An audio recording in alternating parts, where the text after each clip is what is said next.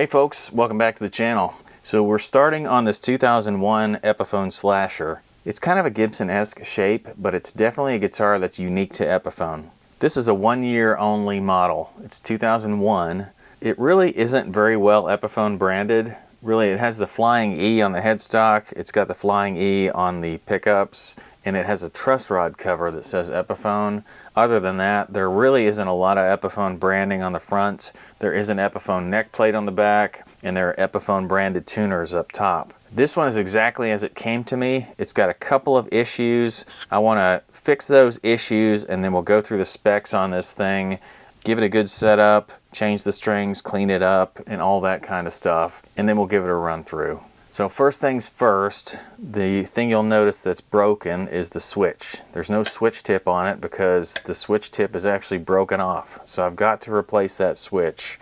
Other than that, the jack is a little bit loose. It's spinning in its hole. So I'll probably take a look at that, if not replace it. We got to do strings. And I think other than that, we're doing mostly cleaning, although there are a couple of touch-ups I might want to take care of on the back. So here on the back, you can probably see the two areas that I'd like to touch up. This is a very deep ding. I'm not sure how much I'll be able to do with that. And this is where two paint chips have come off and they've been glued back on. I think I can touch that up a little bit, make it look better and definitely shine it up. But this is a metallic paint and I don't have a metallic paint to go back on it. I'm just gonna have to settle for a gloss black touch-up, but at least the touch-up areas are small enough that it won't stand out. All right, so let's get in this cavity. Okay, so inside the cavity here, we've got two full-size pots, look like 500K. Then we've got a three-way switch, and we've got a jack, obviously, and a shielded cavity cover, and it looks like there is some shielding applied to the cavity itself, although it doesn't look like it extends up far enough for it to actually contact this cover. I think all that's okay though, because I did hook this thing up beforehand and I didn't hear any noise, although this tone pot definitely needs a cleaning. First things first, I'm going to go ahead and take this switch out, and that means I've got to get the soldering iron. There's not a lot to the wiring here. There's a signal wire that comes from each one of the pickups. There's a ground wire, and there's also a common wire that goes to the volume pot. Now I just need to remove the nut on the front and we can get in here. I always use a pair of pliers to get this toothed or knurled washer off of these things, but if you know of a better solution, let me know. I really don't want to invest in one of those specific tools for that job. I just wondered if there was any creative solutions out there. And the new switch is going to go in just like the old one came out. Now the soldering in here is too close quarters to show you exactly how it went back in, but trust me, it was the same way that it came out. The next thing I want to do is remove this jack plate to see what I need to do to correct this loose jack. Okay, it's got a nice enough jack, but the tip is collapsed on it, and I could bend that back out, but I could definitely feel that when I was trying to insert a guitar cable into it, because it kept wanting to push in and then push back out. Seeing that it's kind of a failed jack the way it is, I'm just going to go ahead and replace it with a Switchcraft. Alright, I took the old jack off and then I changed my mind. I'm going to go ahead and put an Epiphone replacement jack on this thing. They're not quite as strong or as stiff as a Switchcraft jack, but the difference is the throat size is metric instead of standard, so that means that I won't have to drill this plate. Even though this is kind of an inexpensive guitar, it's a 1 year only and I don't want to change it that much.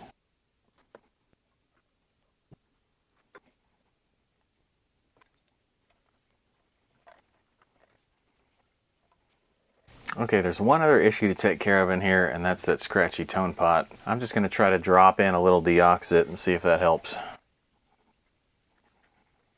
Okay, well that definitely feels better. I guess we'll try it later. Well, I just had to test that tone pot, and it turns out that no matter what I did, it wouldn't fix it. I tried the deoxit with the brush, I tried the deoxit dropping it in with an eyedropper, then I tried the contact cleaner spray, and none of those things fixed that pot. And what I think must have happened is at some point in time some debris got in that pot or something and damaged the carbon film inside of it, and it's just not quite right. I think the only way I'm going to be able to fix that is to take it out and replace it with another one. I do happen to have one on hand. This is one of the A 500K pots. That's an alpha designation. There's an A and a B pot. The B happens to be used for the volume and the A for the tone in this case. So I'll replace that with another A 500K pot.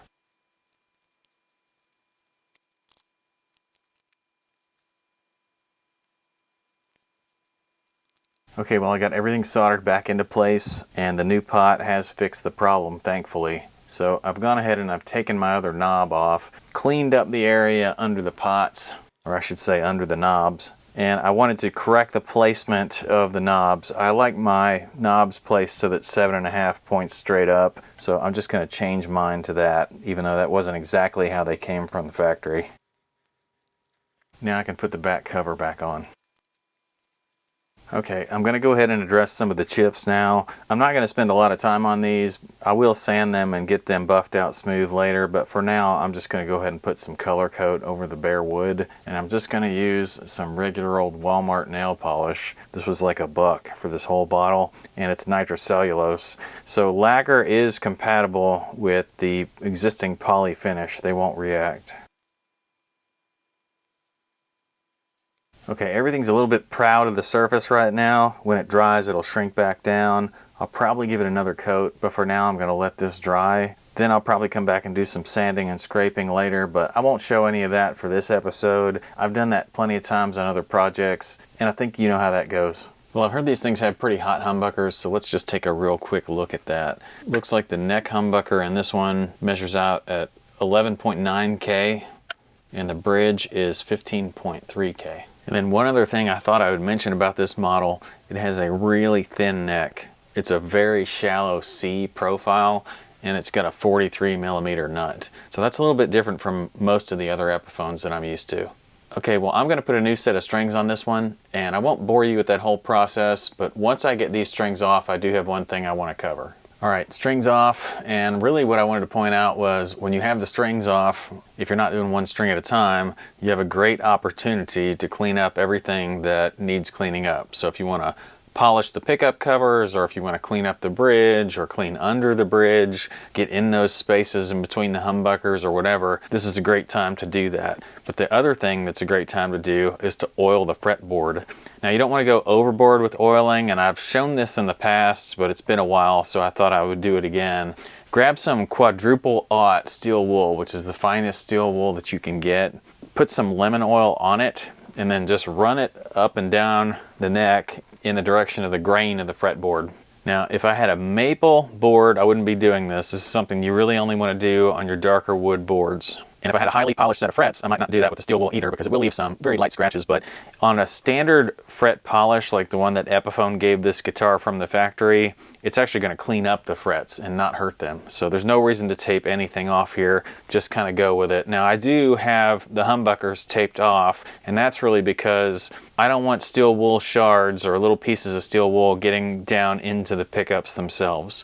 So putting a piece of tape over the magnets will let the little steel wool fragments accumulate on the tape instead of actually going down inside the pickup. Now, you don't want to go overboard with the oil. You don't want to see pooled oil on your fretboard or anything. You just want a light coat, and the reason for that is you don't want to lift your frets with spongy wood. So what I will do is I'll let this sit on here and semi-dry a little bit, because it soaks into the wood a little bit, and then I'll wipe the excess off with the towel. I'm not going to let it sit long, just long enough to do what I think it should. What will start to happen is some of the dirt from the fretboard will come out and sort of absorb into that layer of oil. So this is sort of a first pass right now. It's got steel wool fragments like in between the frets and dirt that's coming up. So I want to wipe that off. Then I'll come back with a paper towel, give it one more light coat, let that soak in, clean that off, and I'll be done. Now, if you want to go hog wild and polish your frets at this point, it's a good time to do that too. And I recommend the fret erasers for that. But you'll want to tape off in between the frets on the fretboard to do that. I'm not going to do that on this guitar right now. I'm just going to change the strings, and then we'll get back to testing it out.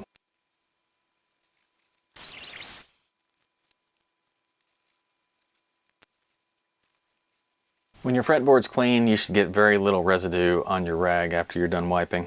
And one last thing, this thing has a 15-inch neck radius by my measurements, which makes it really flat. And of course that lives up to its shredder name. Alright, well I've got some strings on this thing now, so let me give you my impressions of how it plays.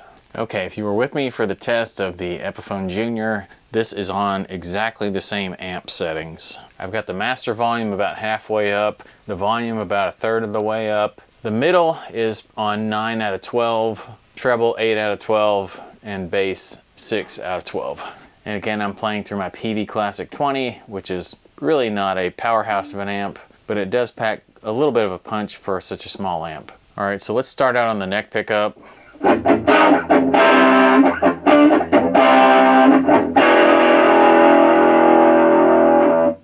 Gosh, with not much gain in this amp, it really has a ton of gain from the pickups.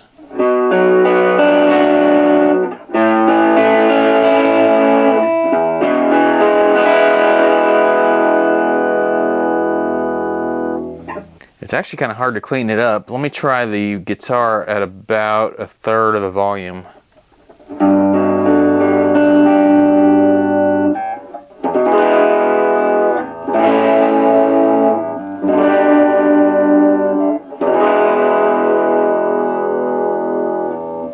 Okay, well it does clean up a little if you dial the volume way back. Obviously that's not what the guitar was designed to do. Let's try the bridge pickup.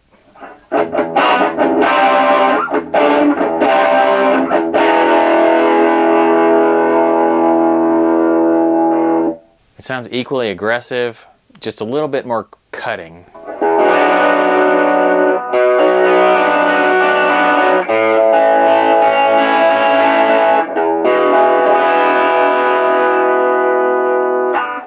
It definitely sounds like a slasher guitar. I'm not much of a slash metal player, but I think you get the idea. Let's dial that pickup down to about a third.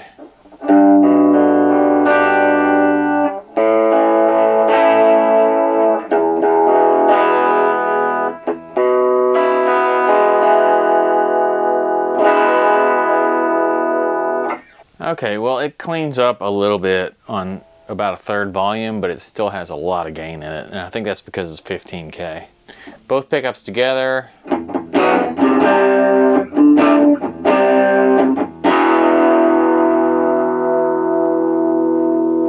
That does clean it up some.